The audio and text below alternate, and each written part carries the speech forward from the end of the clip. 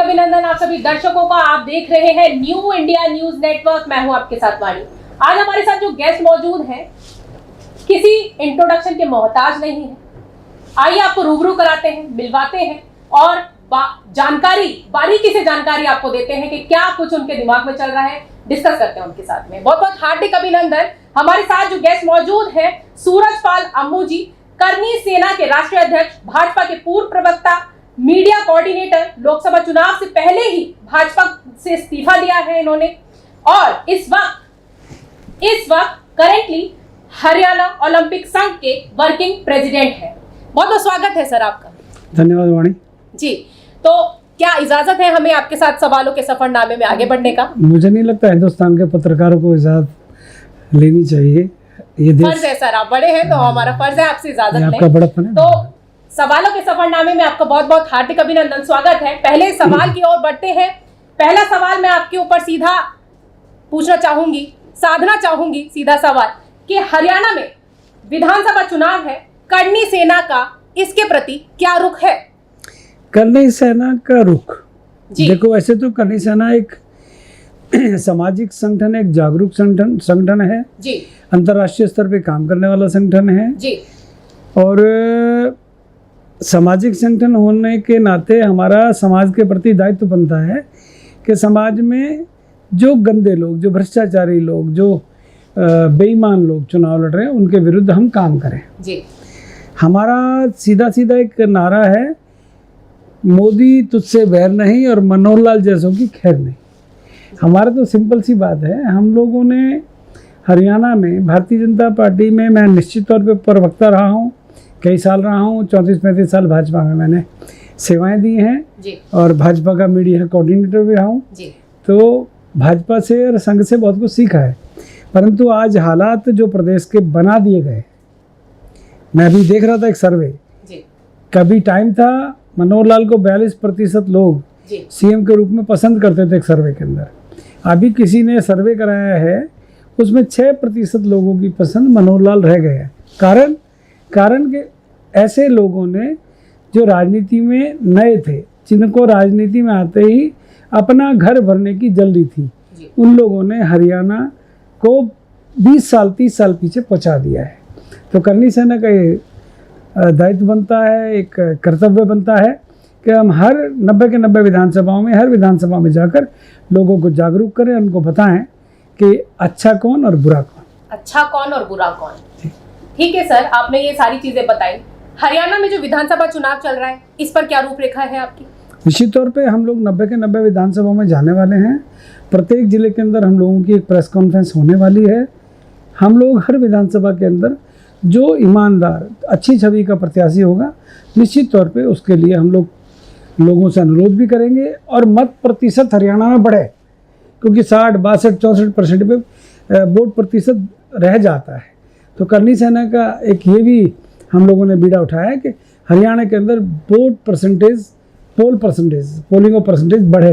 तो ये कार्य भी हम पुनीत कार्य है जी। क्योंकि जब देश में लोकतंत्र सबसे बड़ा पर्व है, त्यौहार है, और इसके अंदर हम लोग ज़्यादा से ज़्यादा लोगों को घर से बाहर निकलकर वोट डालने के लिए उनको मोटिवेट करें, ये भी करनी सेना काम करने वाली है। तो निश्चित तौर पे हर हरियाणवी की, हर हिंदुस्तानी का ये दायित्व बनता है कि जब लोकसभा में या विधानसभा के अंदर जब ये चुनाव आए तो वो अपनी वोट को जरूर डालें। ये हम लोग करने वाले हैं, ज़्यादा से ज़्यादा मत प्रतिशत बढ़ाने के लिए। सूरजपाल, मेरा एक क्वेश्चन है कि मनोहर लाल तेरी खैर नहीं, क्यों, क्या कारण है? मनोहर लाल जी ने हरियाणा भारतीय जनता पार्टी का नुकसान किया है। मनोहर लाल खट्टर जी ने हरियाणा एक हरियाणवी का नारा लगाया, परंतु हरियाणा के अंदर किसानों के ऊपर लाठीचार्ज करने का, हरियाणा के अंदर किसानों के ऊपर अत्याचार करने का जो सबसे बड़ा पाप किया है वो मनोहर लाल खट्टर की सरकार में रहा है।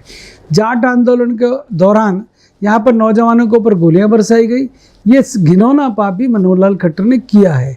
और मुझे लगता है कि जो मनोहर लाल की टीम में 2-3 जो पैसे उगाने वाले लोग थे, एक फरीदाबाद का था, गुड़गांव का, समय आने पर उनका भी नाम मैं लूँगा, उनकी पोल खोलूँगा, उनके ऊपर भी ईडी के छापे पड़ने चाहिए। लूट मचाइए? लूट नहीं मचाइए साहब, डाके डालें, डाके।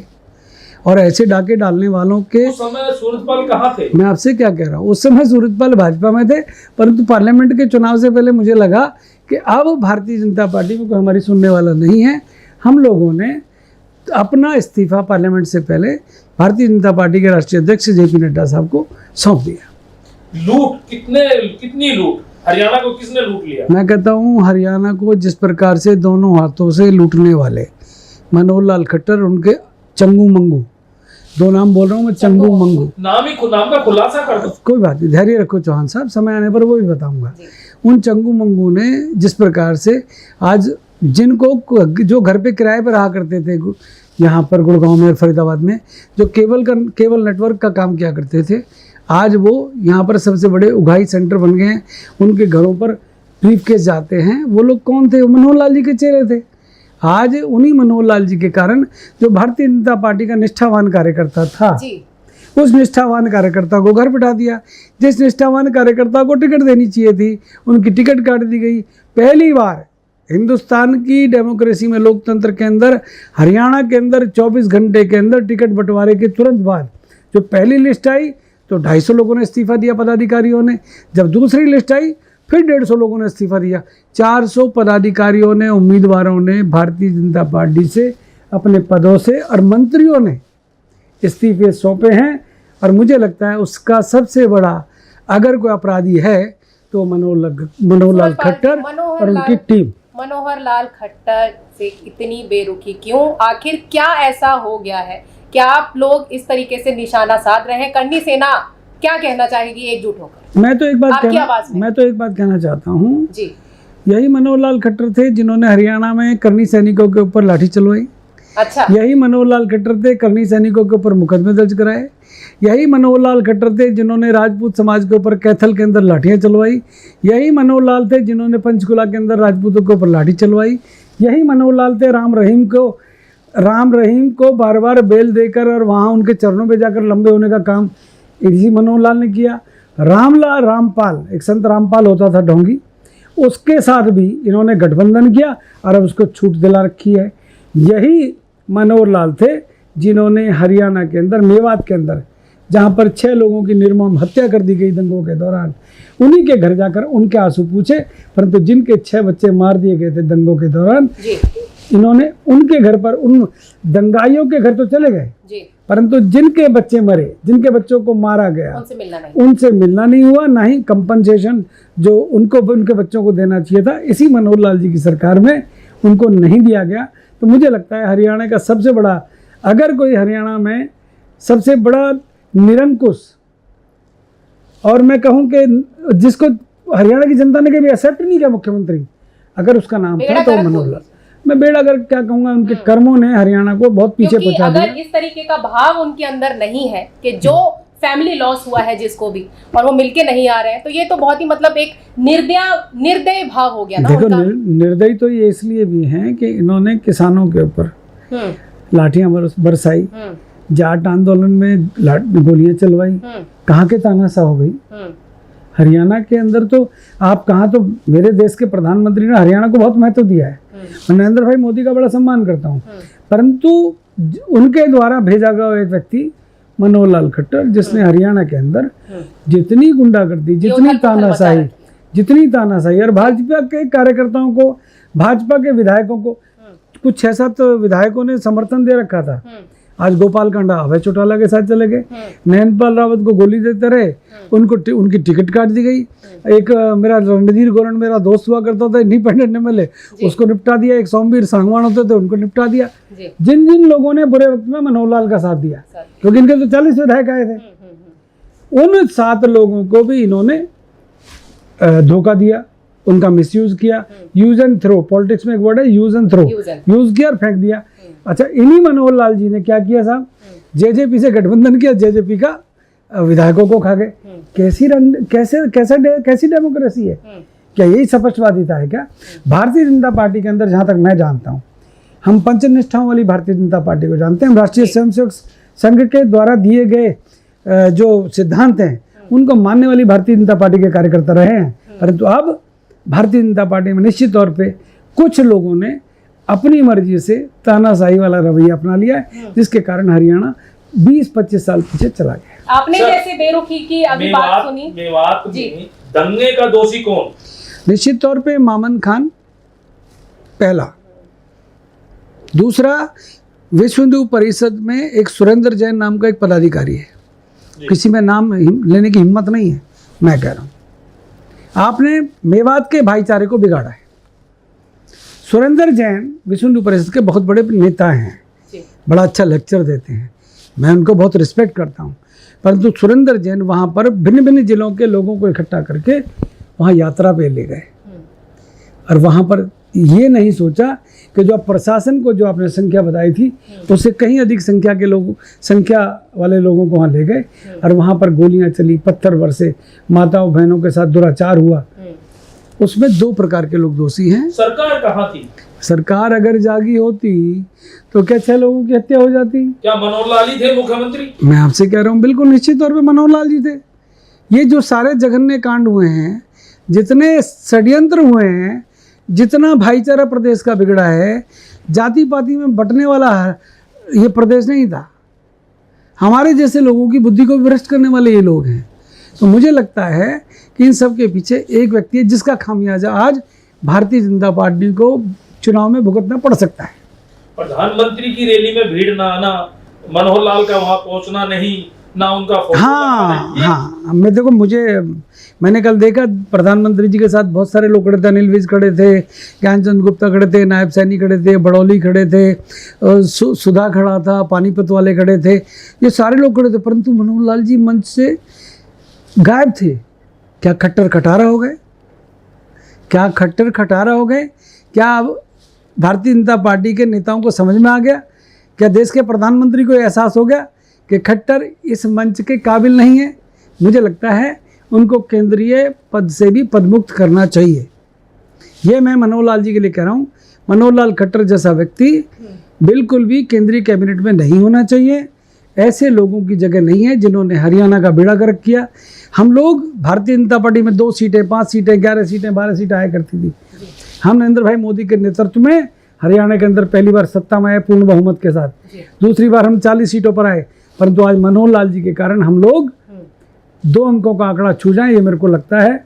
इसमें भी मुझे लगता है कुछ ना कुछ चमत्कार होगा। तो मुझे नहीं लगता इनकी 10-12 सीटों से ऊपर आ रही। सूरजपाल जी, क्या कारण रहे, क्या बीजेपी की मजबूरी थी मनोहर लाल को दोबारा सीएम बनाने की?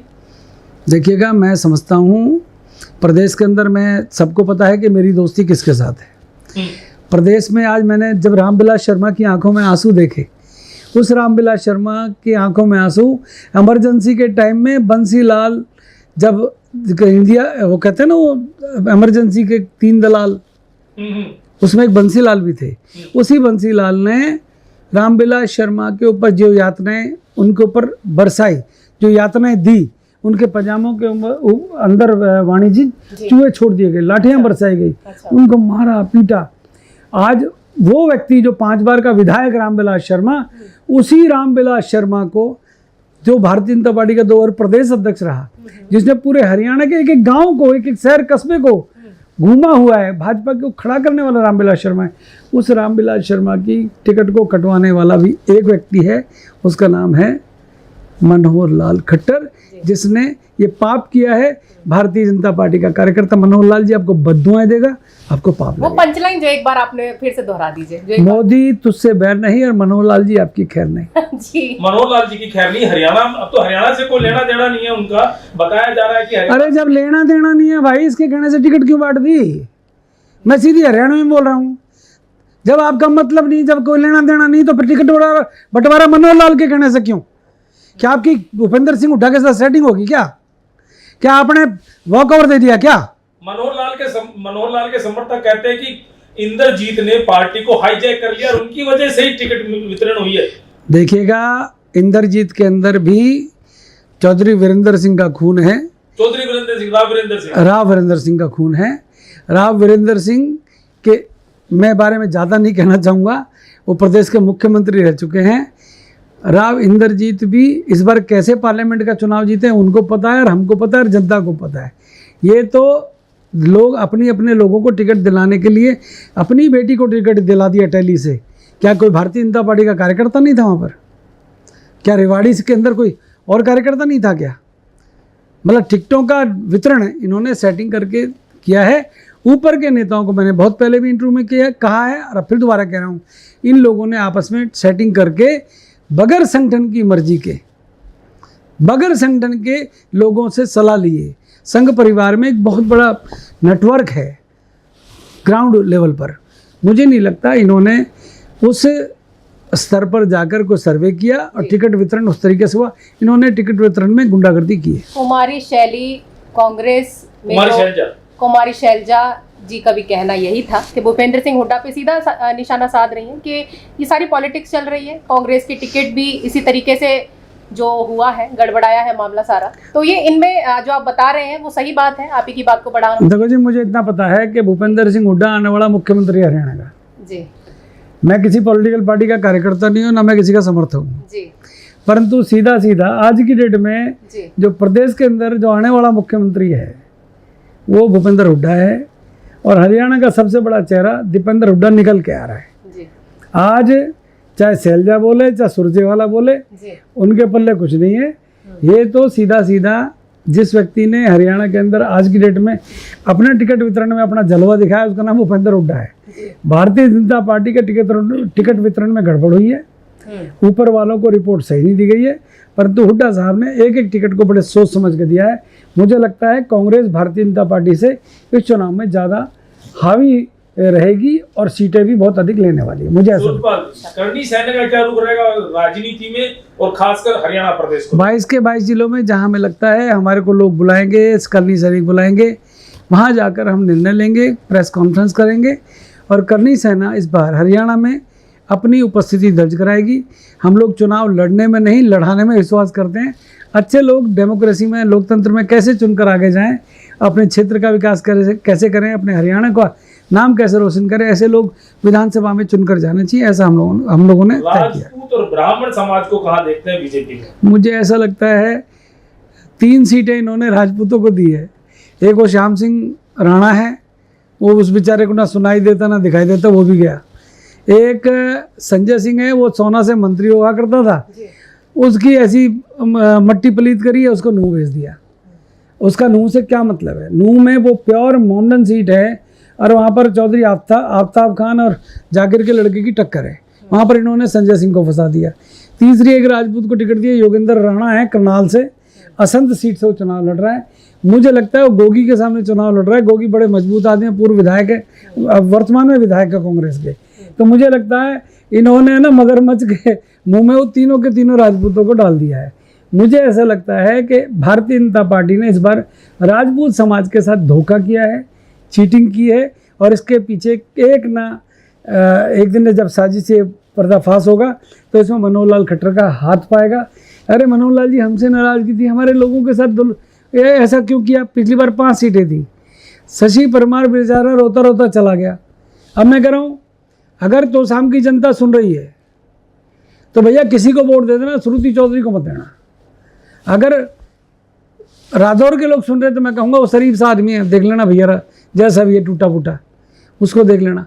इन्होंने जानबूझ के ऐसी प्लानिंग करी है कि राजपूत समाज को नीचा दिखाना। निश्चित तौर पे भारतीय जनता पार्टी का सबसे बड़ा कोर वोटर अगर रहा है तो राजपूत समाज रहा है। एक बात, ब्राह्मण समाज को पूरा सम्मान भारतीय जनता पार्टी ने दिया है। मोहनलाल बड़ौली मेरे मित्र हैं और वो इस बार राई से चुनाव नहीं लड़ रहे, वहाँ से कृष्णा गहलावत चुनाव लड़ रही है। करनी सेना वहाँ पर जिसको चाहेगी जिताएगी, जिसको चाहेगी हराएगी। ये ध्यान देना आप जरा, मैं आपके चैनल पे बोल रहा हूँ। राय विधानसभा के अंदर करनी सेना निर्णायक भूमिका निभाने वाली है। फरीदाबाद विधानसभा के अंदर करनी सेना निर्णायक भूमिका निभाएगी। सोना विधानसभा के अंदर करनी सेना निर्णायक भूमिका निभाएगी। गुड़गांव बादशाहपुर के अंदर भी करनी सेना निर्णायक भूमिका निभाने वाली है। पलवल के अंदर भी हम लोग चुप बैठने वाले नहीं हैं। मेवात के अंदर भी करनी सैनिक अपनी ताकत दिखाएंगे, चाहे रेवाड़ी हो चाहे महेंद्रगढ़ हो, हम लोग कहीं चुप नहीं बैठेंगे। हाँ, राव वीरेंद्र सिंह के सुपुत्र जो बहुत घमंडी हैं, राव इंद्रजीत सिंह, उनके घमंड को कैसे नीचे करना है अटेली विधानसभा के अंदर करनी सेना उनको दिखा देगी। जिस समय मुख्यमंत्री मनोहर लाल खट्टर थे उस समय मुकदमे दर्ज हुए थे राजपूत समाज पे, वो मुकदमे आज तक चल रहे हैं। सूरजपाल अम्मू उस समय भाजपा में प्रवक्ता थे, क्यों नहीं वापिस हो पाए? मैं स्वयं जेल में गया था उस समय पद्मावत आंदोलन के दौरान। मैंने कभी भौंडसी जेल देखी नहीं थी, देख के आया, क्योंकि हमारे बुजुर्गों की ज़मीन है, परिवार की ज़मीन है।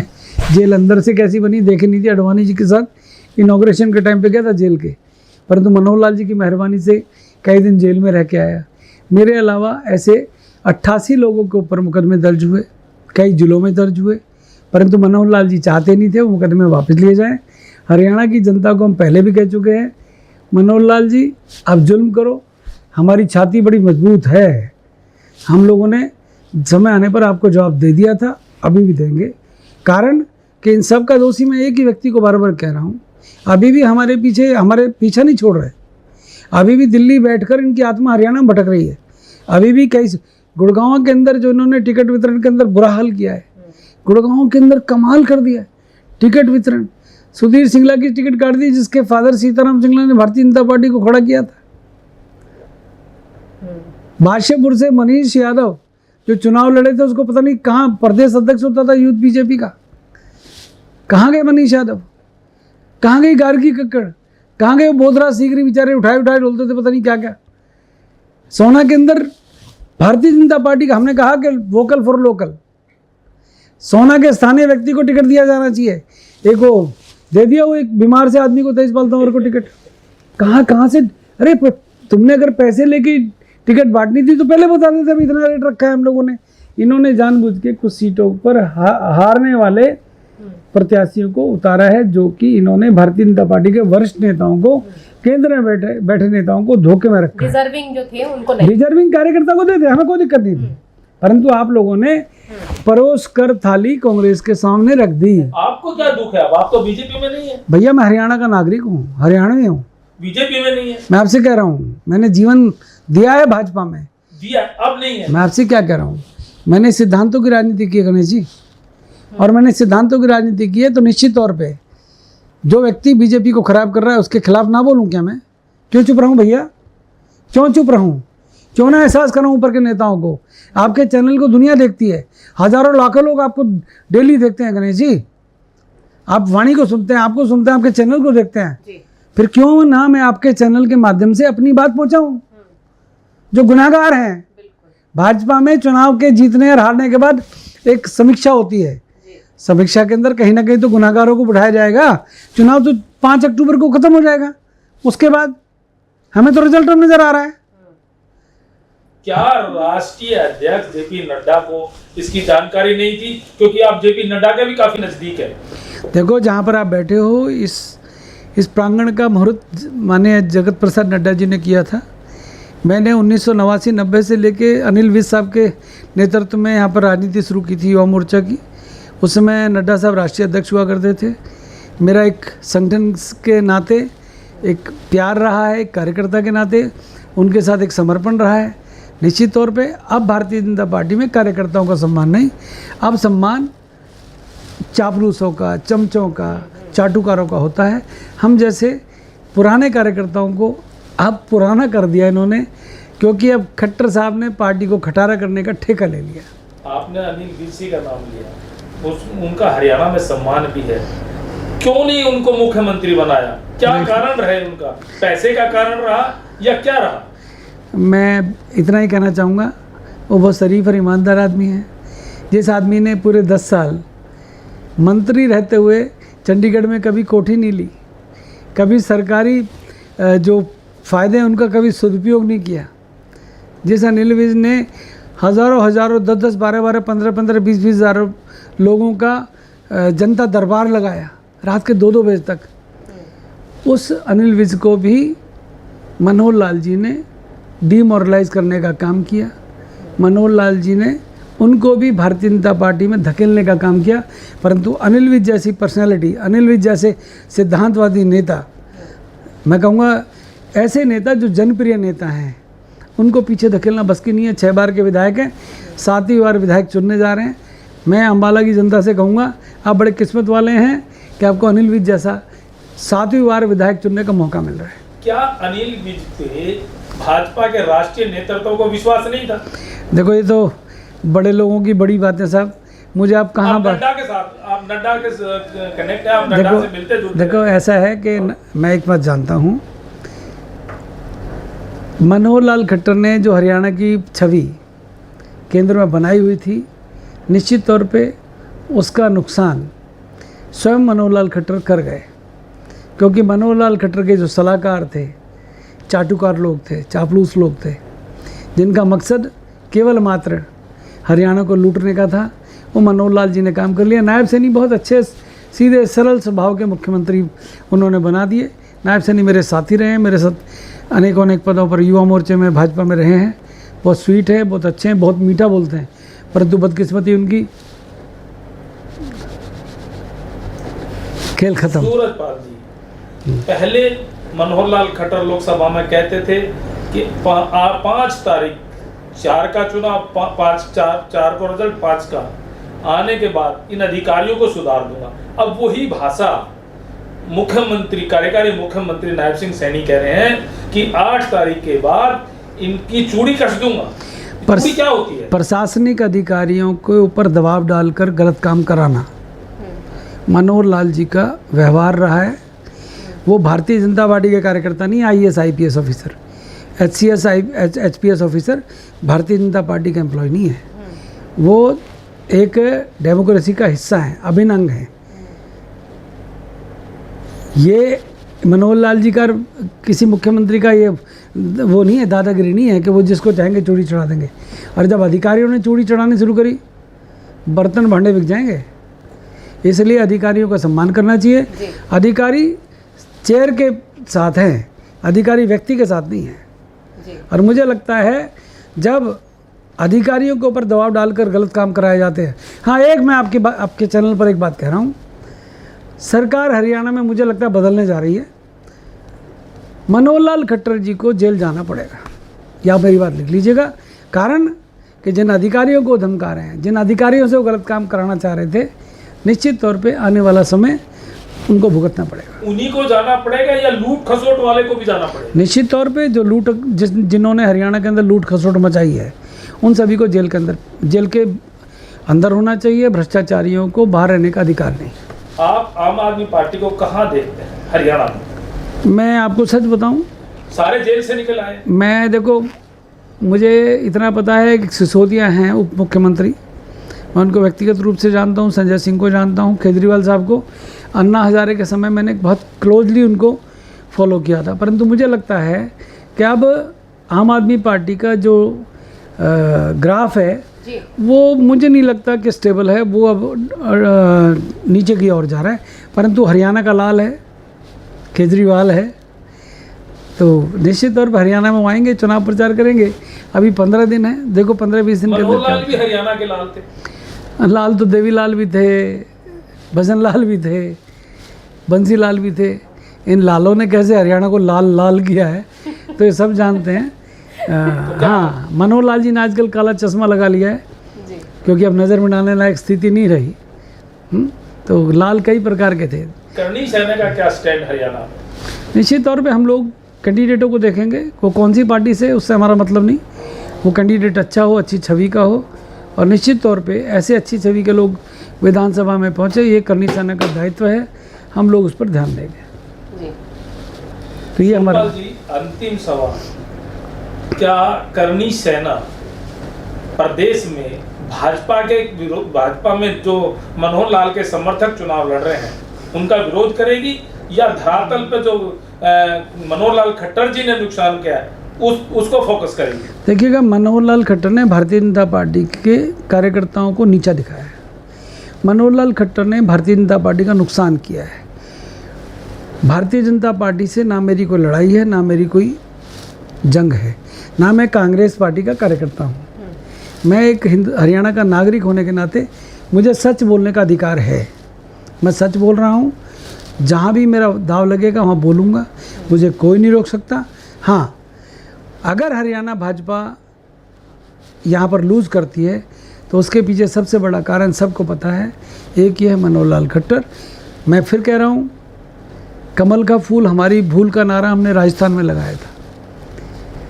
मैं नहीं चाहता कि इस प्रकार के नारे करनी सेना लगाए। हम अभी देख रहे हैं, कैंडिडेट्स को देख रहे हैं, कौन कौन सी पार्टी के कौन कौन सी विधानसभा में अच्छे कैंडिडेट हैं। तो मुझे लगता है कि जो कैंडिडेट अच्छा होगा वो किसी भी दल का हो, हम उसको सपोर्ट करने में चूकेंगे नहीं। और भ्रष्टाचारी और बेईमान और गिरे हुए कैंडिडेट जो भ्रष्टाचार में डूबे पड़े हैं, जिनके खिलाफ मुकदमे हैं वगैरह वगैरह हैं, ऐसे लोगों को हम लोग चुनाव में उनका बहिष्कार करेंगे, उनका विरोध करेंगे और जल्द पड़ी तो उनके विरोध में जाकर हम घर घर जाकर प्रचार भी करेंगे उनके विरोध। करनी सेना और भाजपा आमने सामने होगी? मैं भारतीय जनता पार्टी के ना सामने था ना हूँ। मैं भारतीय जनता पार्टी का बहुत सम्मान करता हूँ, कारण कि मैंने उसको अपने खून से सींचा है। निश्चित तौर पे मैं आज भाजपा के पदों पर नहीं हूँ, परंतु एक कष्ट होता है जब मैंने अपना परिवार नहीं देखा, अपना व्यापार नहीं देखा, अपने बच्चे नहीं देखे, सिर्फ भारतीय जनता पार्टी देखी। और उसी भारतीय जनता पार्टी में आज कुछ लोग अपनी दादागिरी दिखा रहे हैं, अपने तरीके से भारतीय जनता पार्टी को चलना चाह रहे हैं। तो निश्चित तौर पे मेरे जैसे समर्पित पुराने राष्ट्रीय स्वयंसेवक संघ के स्वयंसेवक को सोचना पड़ेगा। सूरजपाल अम्मू जी, आने वाली 5 तारीख के लिए क्या रखना चाहेंगे जनता जनार्दन के लिए जो आपको देख रहे हैं लाइव? ज़्यादा से ज़्यादा वोट डालें। 80% अगर आपने वोट अपने अपनी विधानसभा के अंदर 85% डाल दी तो बेईमान भ्रष्ट नेता भाग जाएंगे हरियाणा छोड़ के जी। हम लोग वोट नहीं डालते, वोट ज़्यादा से ज़्यादा डालें। करनी सेना की डिमांड है, ये रिक्वेस्ट है, एक अनुरोध है, आप अपना वोट अवश्य करें। उस दिन पिकनिक बनाने के लिए कहीं बाहर ना जाएं, पहले वोट बाद में कहीं और जाना। मोदी जी का एक नारा है, पहले मतदान फिर बाद में जलपान। तो निश्चित तौर पे मतदान पहले होना चाहिए, जलपान बाद में होना चाहिए, और कहीं घूमने जाना है तो उसके बाद जाना चाहिए। मेरी यही रिक्वेस्ट है कि भ्रष्टाचारी बेईमान व्यक्ति विधानसभा ना पहुँचे। ये भी हरियाणा के करोड़ों मतदाताओं को तय करने का अधिकार चुनाव आयोग ने दिया है, लोकतंत्र ने दिया है। तो निश्चित तौर पे अच्छे लोग चुनकर जाएं, अच्छी सरकार बने, हरियाणा का नाम आगे बढ़े। हरियाणा खेलों में, खेतीबाड़ी में बहुत नाम कमा रहा है, उद्योगों में, बड़ी बड़ी अट्टालिकाओं में हरियाणा का नाम विश्व के अंदर जाना जाता है। तो मेरे हरियाणा का नाम तभी और आगे जाएगा जब अच्छी सरकार चुनकर आएगी।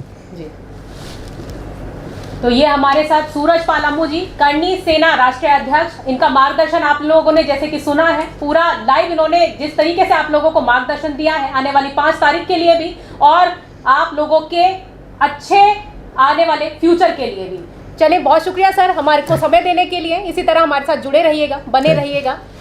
फिर से हम चाहेंगे कि आपका समय हमको मिले, इसी तरह मार्गदर्शन आप देते रहिएगा हमारे चैनल के माध्यम से। Thank you ji.